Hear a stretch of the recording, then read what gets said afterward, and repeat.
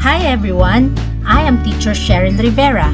If it is your first time watching my videos, please don't forget to subscribe, click that bell button to get notified on my next video.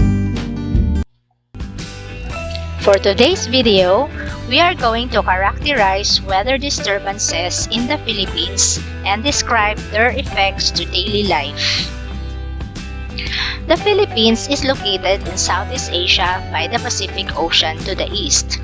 Located along the typhoon belt in the Pacific, it is visited by an average of 20 typhoons every year, 5 of which are destructive. Philippine Atmospheric, Geophysical and Astronomical Services Administration or PAGASA is the Philippine national institution to provide flood and typhoon warnings, public weather forecasts and advisories, meteorological, astronomical, climatological and other specialized information and services primarily for the protection of life and property and in support of economic, productivity and sustainable development.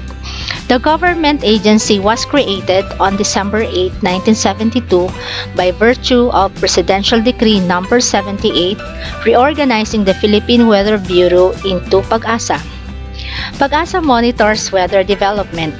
It has weather stations in different parts of the country. Different warning signals are contained in domestic bulletins to warn people and advise them on precautionary measures. What is low pressure area? Low pressure area is a whirling mass of warm air and moist air associated with overcast and wet weather and with wind that spirals counterclockwise toward the center of the system. What is typhoon? It is a kind of tropical cyclone that forms over the Pacific Ocean. A typhoon develops from the combination of a warm sea surface, atmospheric turmoil, intense humidity, enough for Coriolis force to create a low-pressure center, low vertical wind shear, and an already existing low-level focus or disturbance. The direction of a wind is counterclockwise, which indicates that the typhoon is in the northern hemisphere. The ocean is the main source of energy that fuels a typhoon. Philippine Area of Responsibility or PAR. This is the smallest and innermost monitoring domain whose boundary is closest to the Philippine Islands. Now let's proceed to the different public storm warning signals. Public storm warning signal number 1. Weather conditions. Winds of 30 to 60 kilometers per hour may be expected within the next 36 hours. People are advised to listen to the radio for updates. Preschool level classes are suspended. Agricultural impacts. Twigs and branches of small trees may be broken. Some banana plants may be tilted or uprooted. Rice crops in flowering stage may suffer significant damage. Property impacts.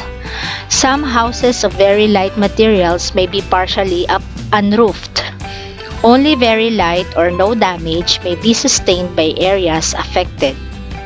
Public storm warning signal number 2. For the weather conditions, winds of 61 to 120 kilometers per hour may be expected within 24 hours. Classes are suspended in elementary and high school levels. The winds can cause moderate damage in places that are affected. For agricultural impacts, some coconut trees may tilt. Some of them may break. Few big trees may be uprooted.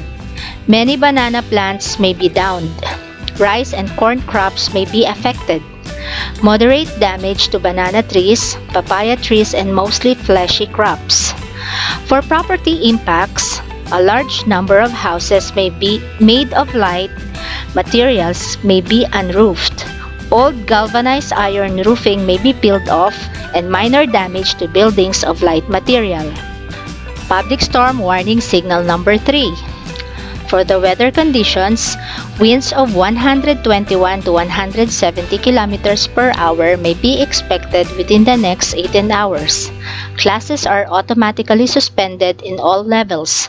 Houses made of light materials may be destroyed, and there might be communication and electrical disruptions. People living in low-lying areas and coastal waters are advised to go to high places. For agricultural impacts, many coconut trees may be broken or destroyed. Almost all banana plants may be downed and a large number of trees may be uprooted. Rice and corn crops may suffer heavy losses. For property impacts, majority of light material houses may be unroofed or destroyed. There may be considerable damage to structures of light to medium construction. There may be widespread disruption of electrical power and communication services. Public storm warning signal number 4. Weather conditions. Very strong winds of 171 to 220 kilometers per hour may be expected within the next 12 hours. Traveling and other outdoor activities are prohibited. All are advised to stay in safer places. This condition is very dangerous. Damage to affected areas can be very heavy. For agricultural impacts, coconut plantations may suffer extensive damage. Many large trees may be uprooted. Rice and corn plantation may suffer severe losses. For property impacts, most residential and institutional buildings of mixed construction may be severely damaged. Electrical power distribution and communication services may be severely disrupted. Public storm warning signal number 5. For the weather conditions, an intense winds of more than 220 kilometers per hour may be expected in at least 12 hours. This typhoon is extremely destructive or catastrophic to the community as widespread damage to structure is expected. Agricultural impacts. Total damage to banana plantation. Most tall trees are broken, uprooted or defoliated. Coconut trees are stooped, broken or uprooted. Few plants and trees survive.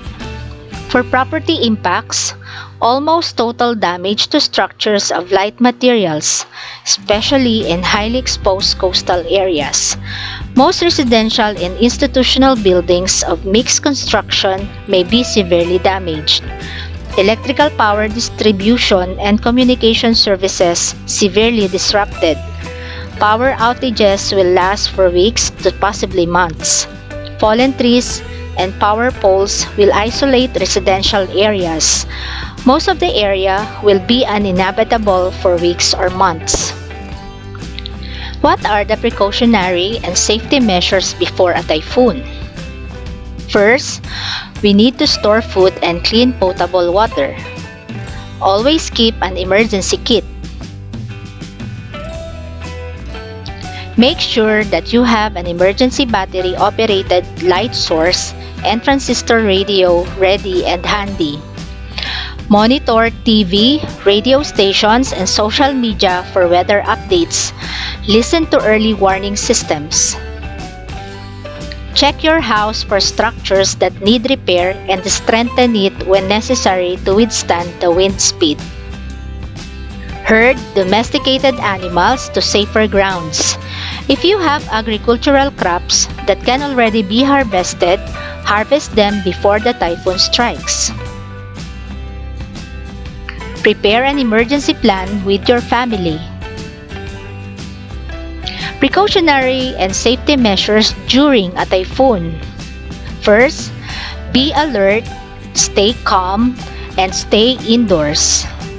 Always stay tuned in the latest weather advisories. Evacuate if necessary. What are the precautionary and safety measures after a typhoon? First, check every family member. Boil the tap water before drinking or using it in cooking. And stay tuned in for the latest weather report. Don't forget to like and subscribe for more educational videos.